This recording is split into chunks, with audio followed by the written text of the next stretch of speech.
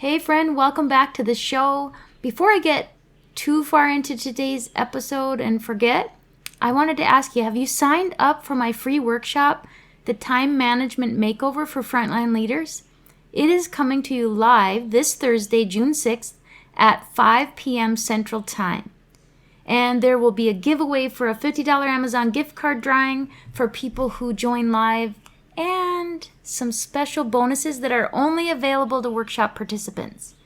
You do not want to miss this, my friends, so grab your spot at gracefilledleader.com/workshop right now, or find the link in the show notes.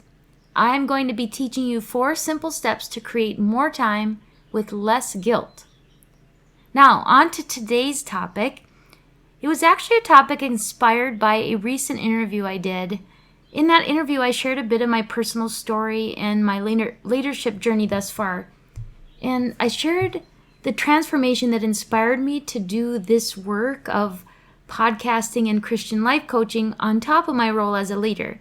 And as I talked through my story, I became tremendously grateful for how I feel inside today as compared to how I felt just a few years ago.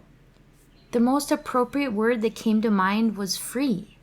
I feel a freedom that I hadn't felt in my entire life. So today, I want to share my number 1 tip when it comes to finding freedom as a frontline leader, someone who leads frontline workers.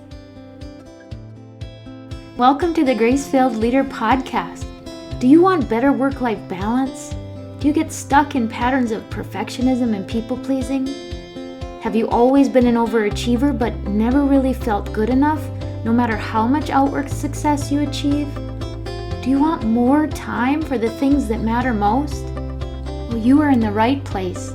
Here on the Grace-Filled Leader Podcast, we focus on spirit-driven success and share the secrets to having better work-life balance as a busy woman in leadership. Here you will learn how to set boundaries like a boss, find peace of mind, and reclaim your time for the things that matter most.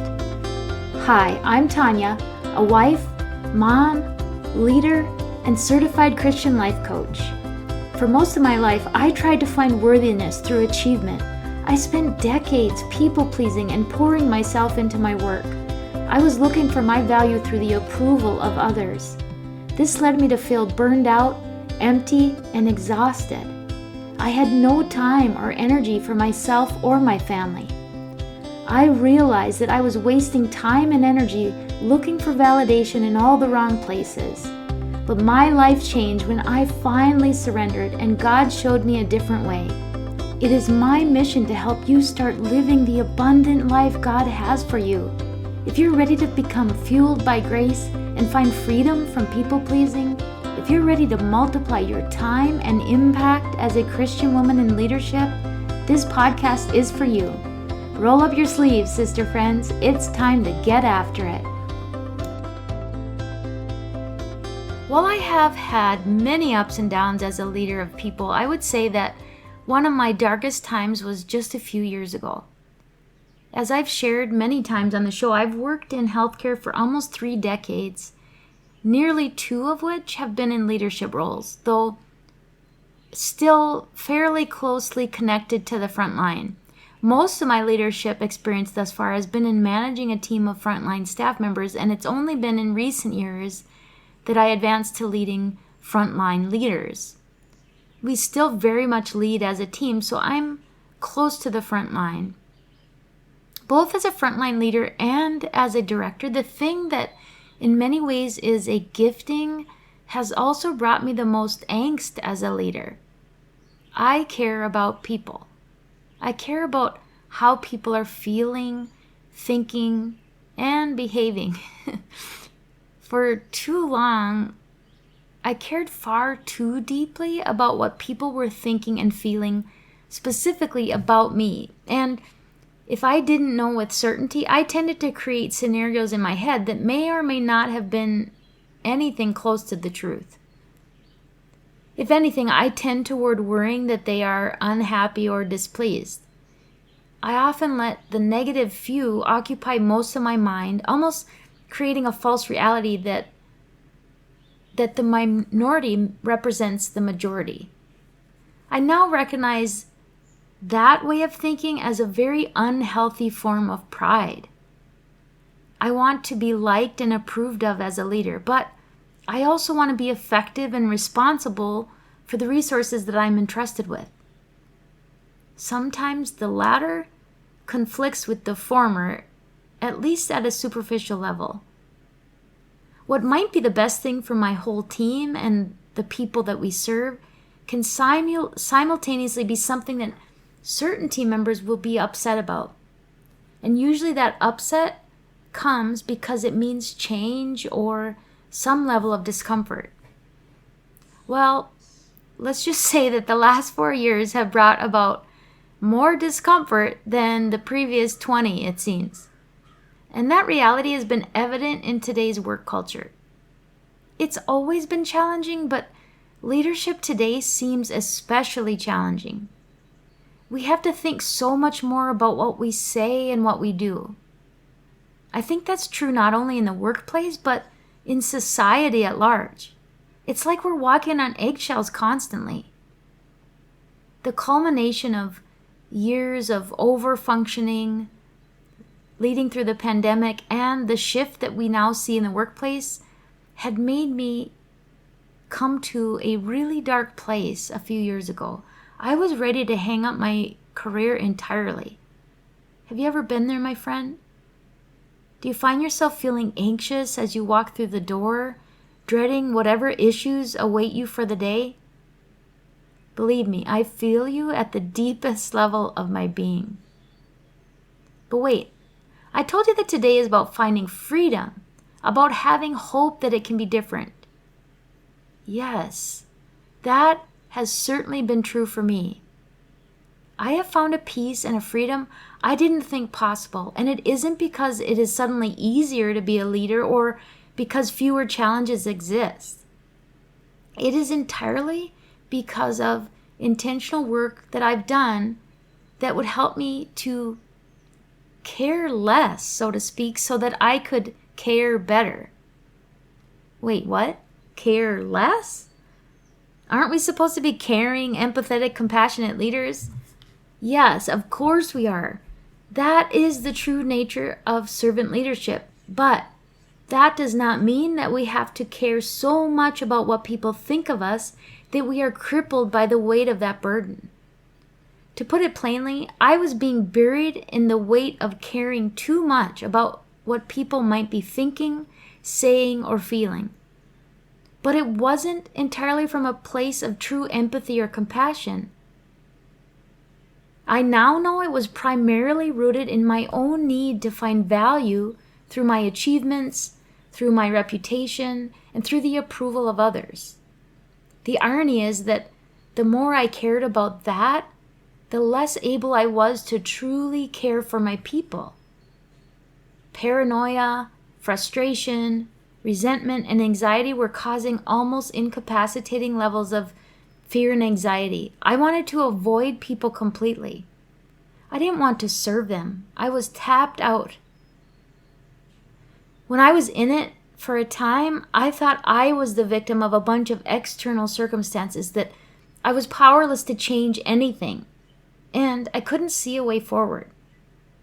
But God, yes, that's right, God stepped in and gave me a big, giant nudge. I was looking to Him to make an exit plan for me, to take away my discomfort and remove me from the situation. I was looking to Him to change the situation that surrounded me. Well, wasn't that cute? Nope.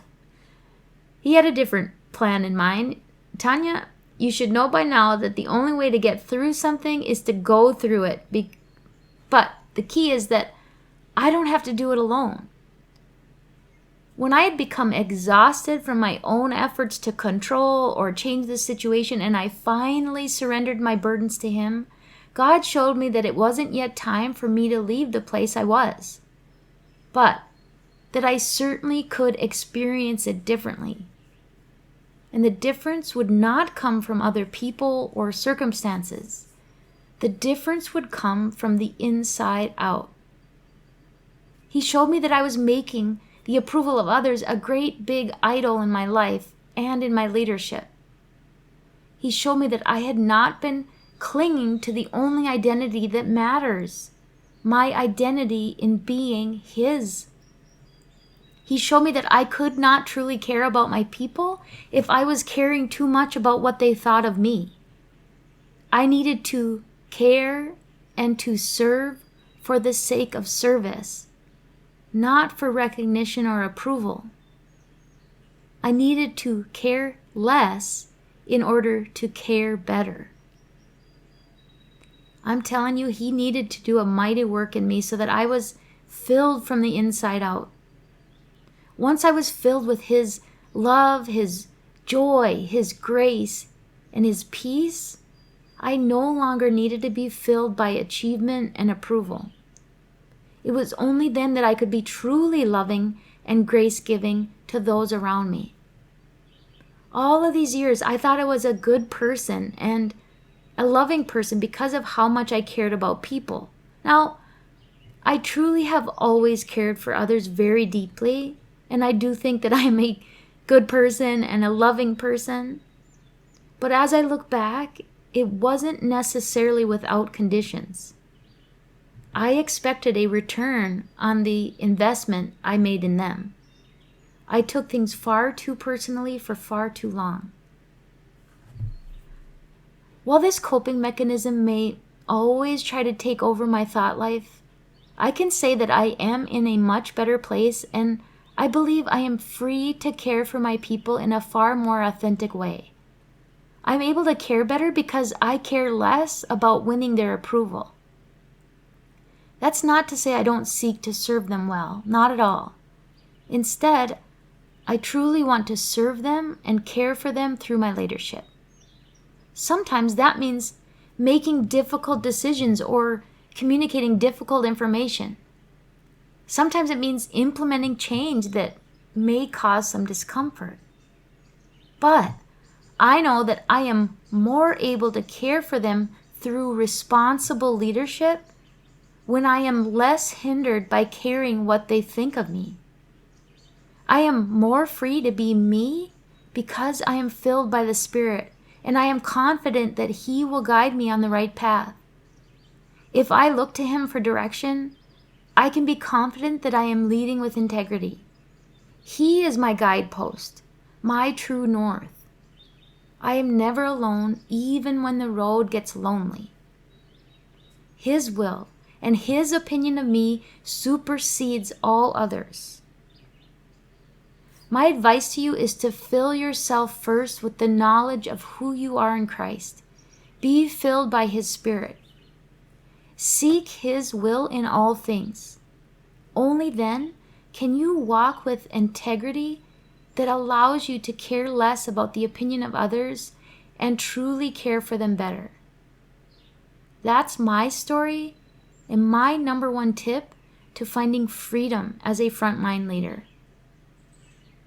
I hope this message resonated with you, and as always, I pray that the Lord fills you with gratitude, peace, and His amazing grace. I pray this episode blessed you, spoke to you, or encouraged you in some way. If so, please share it with a friend and head on over to Apple Podcasts to leave me a review. That's the only way for me to know if you're enjoying the show. Nothing blesses me more than to hear from you. Also, come on over to our free Facebook community. This is a great place for us to support one another on our faith and leadership journeys. You can find the link to the group in the show notes or go to gracefilledleader.com/community. If you have questions or content ideas for the show, please send me a message on SpeakPipe or via email. Go to gracefilledleader.com/contact and leave a written or voice recorded message. I would love to know how I can best serve you on the podcast. Now to Him who can do immeasurably more than we can ask or imagine, according to His power that is at work within us. Ephesians 3, verse 20. Until next time, my friends, God bless.